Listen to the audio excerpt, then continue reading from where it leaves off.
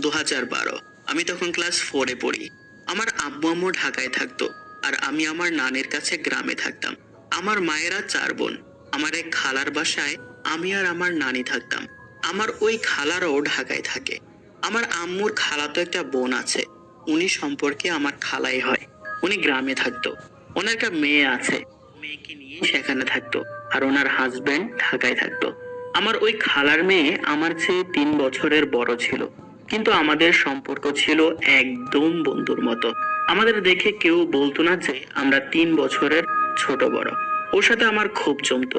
ঘুরতে যাওয়া, খেলাধুলা করা, গল্প করা, এক কথায় সব সময় আমরা দুজন একসাথে থাকতাম, শুধু স্কুল টাইমটা বাদে। এমনও হয়েছে আমরা এক প্লেটে বসে খাবার খেয়েছি। আমার নানি মাঝে মাঝে আমাদের দেখে বলতেন, তোদের দুজনকে একসাথে এক বাসায় বিয়ে দিতে হবে, তোরা তো একজন আরেকজনকে ছাড়া থাকতেই পারিস না। আমরা খুব হাসাহাসি করতাম।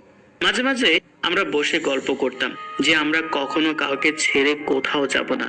আমরা দেখতেও প্রায় একরকমই ছিলাম, শরীরের গঠন, উচ্চতা, গায়ের রং সবকিছু। পেছনে থেকে কেউ আমাদের আলাদা করতে পারতো না।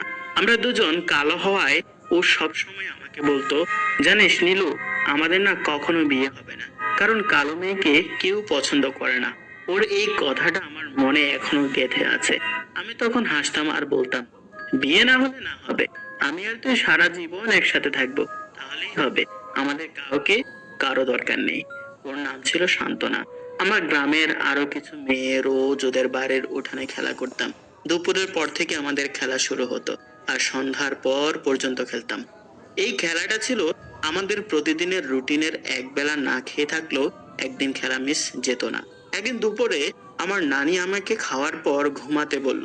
ওই দিন কেন জানি খাওয়ার পর নানির কথা মতো ঘুমিয়ে গেছিলাম। অন্য প্রতিদিন ঘুমাতে বললে চোখ বন্ধ করে থাকতাম। যে নানি ঘুমিয়ে পড়তো, আমি উঠে দৌড়ে চলে যেতাম খেলার জন্য। কিন্তু সেদিন গেলাম না। আর অদ্ভুত বিষয়, সেদিন গ্রামের একটা মেয়েও সান্ত্বনাদের বাড়ি খেলার জন্য যায়নি। আমি ঘুমের মধ্যে কেমন একটা চিল্লাচিল্লি শুনতে পাচ্ছিলাম। সান্ত্বনাকে নিয়ে কোনো কথা হচ্ছে। তো আমি ঘুম চোখে নিয়ে মাথা উঁচু করে ভালোভাবে শোনার চেষ্টা করলাম। তখনই আমার এক মামা এদিকে দৌড়ে আসছিল। আমি উঠে গিয়ে তাকে জিজ্ঞেস করলাম, কি হয়েছে মামা? মামা আমাকে যা বললো তাতে আমার ঘুম উড়ে গেল।